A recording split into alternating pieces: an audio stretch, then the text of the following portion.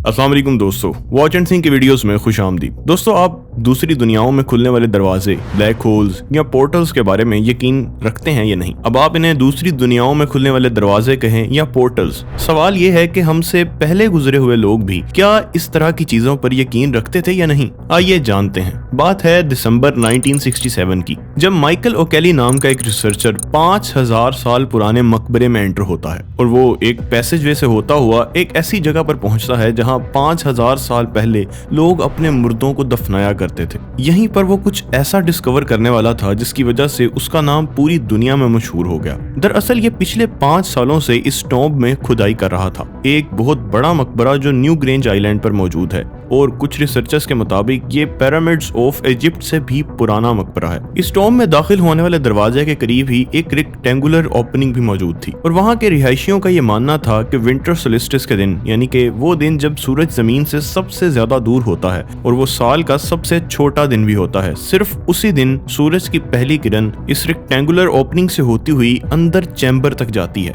इसके अलावा रोशनी कभी भी किसी दिन भी अंदर दाखिल नहीं होती। इसी बात को कंफर्म करने के लिए विंटर सोलिस्टिस से एक रात पहले ओकेली उस मकबरे में अकेला रात गुजारता है और जब सूरज निकला तो हैरत अंगेज तौर पर वाकई ही सूरज की पहली किरण रूफ बॉक्स से होती हुई अंदर चैम्बर तक पहुंच गई। अब जैसे जैसे सूरज निकलता गया ये रोशनी और फैलती गई और पूरा का पूरा चैम्बर रोशन हो गया। इतनी रोशनी कि चैम्बर की कई फीट ऊंची दीवारें बिना किसी लैंप के आसानी से नजर आ रही थीं और दीवारों पर बने हुए स्पाइरल्स उसे साफ दिखाई दे रहे थे। और ये मंजर पूरे 17 मिनट्स तक रहा और उसके बाद आहिस्ता आहिस्ता वो रोशनी खत्म हो गई। यानी कि ये मकबरा सूरज के साथ इतनी अच्छी तरह से अलाइन है कि सिर्फ और सिर्फ पूरे साल में विंटर सोलिस्टिस के दिन ही 17 मिनट्स के लिए ये नज़ारा देखने को मिलता है। और हैरत की बात यह है कि ये दुनिया में वाहिद ऐसा टेम्पल नहीं है जो किसी सेलेस्टियल ऑब्जेक्ट के साथ अलाइन है, क्योंकि दुनिया में ऐसी बहुत सी एंशिएंट बिल्डिंग्स मौजूद हैं जो किसी न किसी सेलेस्टियल ऑब्जेक्ट के साथ अलाइन है।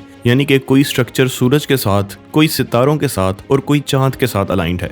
इसके अलावा आप लोगों ने स्टोनहेंज का भी नाम सुन रखा होगा, जो कि समर सोलेस्टियल और विंटर सोलेस्टियल दोनों के साथ अलाइंड है। यहाँ तक कि पिरामिड ऑफ गिज़ा के बारे में भी यह माना जाता है कि वो ओरायन बेल्ट के साथ अलाइंड हैं। इसके अलावा मिस्र में मौजूद अबू सिम्बल टेम्पल्स भी साल में सिर्फ 2 ही दिन 25 मिनट के लिए रोशन होता है और उसमें पड़े हुए बुत दिखाई देते हैं। हैरानी की बात यह है कि आखिर क्यों उस वक्त के लोगों ने इस तरह के स्ट्रक्चर्स इतनी मेहनत के साथ बनाए, जबकि उनके पास उस वक्त मॉडर्न टेक्नोलॉजी भी मौजूद नहीं थी। यानी कि उस वक्त इस तरह के स्ट्रक्चर्स बनाने के लिए एस्ट्रोनॉमी का बाकमाल किस्म का नॉलेज होना जरूरी है और जिसे हासिल करते हुए न जाने कितनी नस्लों का वक्त लगा होगा। आखिर ऐसी क्या वजह थी कि उन्होंने ऐसे स्ट्रक्चर्स तामीर किए जो किसी सेलेस्टियल ऑब्जेक्ट के साथ 1 या 2 दिन के लिए अलाइन थे? और इस पर बहुत से रिसर्चर्स का ये मानना है कि ये ऐसे पोर्टल्स थे, ऐसे दरवाजे थे जो साल में 1 या 2 दिन के लिए खुला करते थे। अब इन्हें थोड़ा सा और डिटेल में जानने के लिए हमें शमनिज्म के बारे में जानना होगा और मेरा गुमान है कि आप में से बहुत लोगों ने शमन्स के बारे में पहले ही सुन रखा होगा। दोस्तों, सदियों पुरानी हंटर गैदरिंग्स की कुछ बाकियात अभी कुछ अरसा पहले तक जमीन पर एग्जिस्ट करती थी। यानी कि कुछ ऐसे कबीले जो दुनिया से बिल्कुल कट कर जंगलात में रहा करते थे। अब इनमें इनकी सबसे हाई क्लास इनके रूहानी उलमा हुआ करते थे और इन रूहानी उलमा की सेलेस्टियल ऑब्जेक्ट्स पर ऑब्जर्वेशन बहुत ही कमाल की होती थी। लेकिन ये अपना इल्म किसी के साथ भी शेयर नहीं करते थे। इनका इल्म इन्हीं के नस्लों में, इन्हीं के खास लोगों में ट्रेवल करता था। लेकिन अपना यह नॉलेज हासिल करने के लिए ये सेलेस्टियल ऑब्जर्वेशन के अलावा भी कुछ रिचुअल्स किया करते थे। एक ऐसी प्रैक्टिस जिसे आज हम शमनिज्म के नाम से जानते हैं और इस पर अमल करने वालों को शमन्स कहा जाता है, जो कि एक मखसूस किस्म का डांस करते हैं और कुछ ड्रम्स बजाकर अपने ऊपर एक अलग ही किस्म की कैफियत को तारी करते हैं। और इनका कहना था कि उस कैफियत में, उस वजद की कैफियत में ये रूहों से और दूसरी मखलूकात से मुलाकात करते थे और उन्हीं मखलूकात से इन्हें बहुत अजीब किस्म की पावर्स भी मिलती थी। और इनका कहना था कि ये इसी कैफियत में ऐसी मखलूकात से मिलते हैं जिनका धड़ जानवर का और सर किसी इंसान का, या फिर सर इंसान का और धड़ किसी जानवर का होता था। इनका कहना था कि इस प्रैक्टिस के दौरान ये हवा में भी उड़ते थे और सितारों की सैर भी किया करते थे। बल्कि कुछ लोग तो इस प्रैक्टिस के दौरान किसी दूसरे प्लेनेट पर किसी देवता से मिलने का दावा भी किया करते थे। लेकिन जाहिर सी बात है, साइंस इस तरह की बातों को बिल्कुल नहीं मानती। इसीलिए मॉडर्न शमन्स के दिमाग को इस कैफियत के दौरान साइंटिस्ट ने स्कैन किया और स्कैन के दौरान उन्होंने देखा कि उनके ब्रेन पैटर्न्स, उनकी ब्रेन वेव्स बिल्कुल उसी तरह से रिएक्ट कर रही थी जिस तरह से किसी मुराकबे या मेडिटेशन में ब्रेन वेव्स रिएक्ट करती हैं, जो कि इस बात का सबूत था कि ये कोई एक्टिंग नहीं करते बल्कि इनका दिमाग वाकई ही कुछ अलग किस्म की चीज एक्सपीरियंस करता है। इसके अलावा वेस्ट के बहुत से लोगों ने भी साइकेडेलिक्स केमिकल्स की मदद से अपने ऊपर ये कैफियत तारी की और उन्होंने भी यही कहा कि उन्होंने किसी और तरह की मखलूकात से मुलाकात की जो उन्हें फ्यूचर के बारे में मशवरे दे रही थी।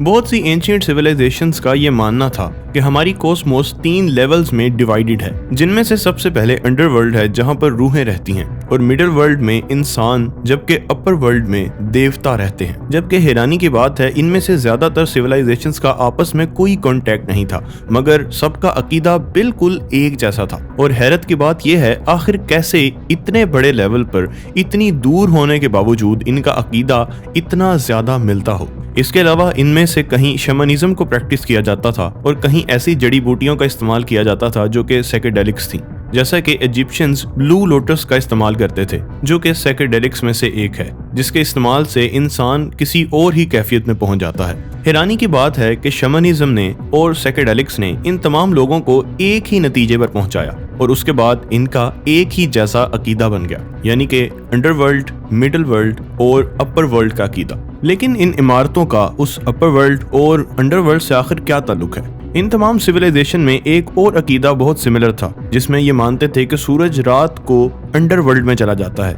जैसे कि इजिप्शियंस का ये मानना था कि उनका देवता यानी कि सूरज का देवता रा वो अंडरवर्ल्ड में जाने के बाद यानी कि गुरूब होने के बाद खौफनाक बलाओं से लड़ता है और फिर अगले दिन दोबारा से एक नया जन्म लेता है। और उसके बाद ये अकीदा बन गया कि जब ये सूरज अंडरवर्ल्ड से मिडिल वर्ल्ड में आता है तो ये मिडिल वर्ल्ड और अंडरवर्ल्ड के दरमियान जो दरवाजा है, जो पोर्टल है, उसे खोल देता है। और कुछ रिसर्चर्स का मानना है कि इन्होंने इसलिए ये दरवाजे बनाए थे ताकि सूरज की किरणें इनकी रूहों को गाइड कर सकें और वो आसानी के साथ मिडिल वर्ल्ड से अंडरवर्ल्ड में जा सकें। लेकिन ये तमाम चीजें उस दौर की हैं जिसकी तारीख हमारे पास डॉक्यूमेंटेड फॉर्म में लिखी हुई मौजूद नहीं है, इसलिए इनमें से ज्यादातर रिसर्चर्स सिर्फ अंदाजे ही लगा सकते हैं। और यही वजह है इनमें से बहुत सी चीजें अभी तक अनसॉल्व्ड हैं। और यहाँ पर एक सवाल वहीं का वहीं है कि आखिर विंटर सोलिस्टिस में ऐसा क्या खास है जो इन इमारतों को ज्यादातर उसी के साथ अलाइन किया गया है। न्यू ग्रेंज का ये टॉम्ब आयरलैंड में मौजूद है और आयरलैंड की कदीम सिविलाइजेशन को केल्टिक सिविलाइजेशन कहते हैं। और इस सिविलाइजेशन के लोगों का ये मानना था कि विंटर सोलिस्टिस के दिन अंडरवर्ल्ड और मिडिल वर्ल्ड के दरमियान जो पर्दा है वो बहुत ही ज्यादा बारीक होता है। इसलिए इनका मानना था कि इस दिन जो बुरी ताकतें हैं वो अंडरवर्ल्ड से मिडिल वर्ल्ड में दाखिल हो सकती हैं। इसीलिए ये इस दिन एक त्यौहार मनाया करते थे जिसे आज हैलोवीन के नाम से जाना जाता है, जिस त्यौहार में ये खौफनाक किस्म के लिबास पहनकर बाहर निकलते थे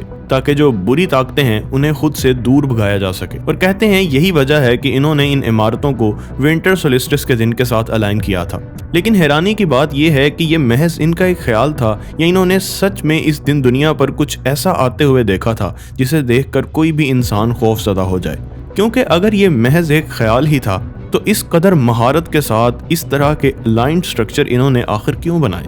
और आपको याद है कि मैंने आपको बताया था कि ये अपनी उस प्रैक्टिस के दौरान जिन मखलूकात से मिलते हैं उनके बारे में इनका कहना था कि किसी का सर इंसान का और धड़ जानवर का, किसी का धड़ इंसान का और सर जानवर का था।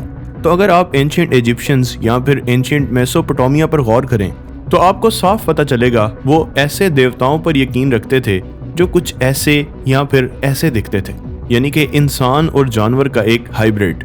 लेकिन आखिर क्या वजह है कि इन तमाम लोगों में ये कॉन्सेप्ट बिल्कुल सेम था? और कौन थी ये तमाम मखलूकात जो इन लोगों को नजर आती थी, जो कि बिल्कुल एक जैसी लगती थी? और यहाँ तक कि जो आज भी इस तरह की प्रैक्टिस करने वाले लोगों को ना सिर्फ नजर आती हैं बल्कि उन्हें फ्यूचर के बारे में मशवरे भी देती हैं। ऐसा लगता है कि वाकई किसी न किसी तरह की पोर्टल या दरवाजों से कोई इस तरह की मखलूक इन लोगों ने जरूर देखी थी। दोस्तों, मुसलमान होने के नाते ये हम सब जानते हैं कि शैतान ने अल्लाह ताला से ये वादा किया था कि वो उसकी मखलूक को यानी कि इंसानों को गुमराह करके रहेगा। और अगर आप हिस्ट्री उठाकर देखें तो हमेशा से शैतान अपने इस काम में पूरे जोरों शोर के साथ लगा हुआ है। और आप जितनी भी पुरानी सिविलाइजेशंस को उठाकर देख लें, इन तमाम के बिलीव्स बिल्कुल मिलते जुलते थे। कोई अंडरवर्ल्ड पर यकीन रखता था, कोई अजीबो-गरीब तरह के देवताओं पर यकीन रखता था, कोई सूरज की इबादत करता था और कोई किसी सेलेस्टियल ऑब्जेक्ट की इबादत। लेकिन सवाल यह है कि ग्रीक्स हों, मेसोपोटामियंस हों, इजिप्शियंस हों या कोई भी दूसरी सिविलाइजेशंस हों, कौन थी एक ऐसी मखलूक जो इन सबको एक ही जैसी नजर आ रही थी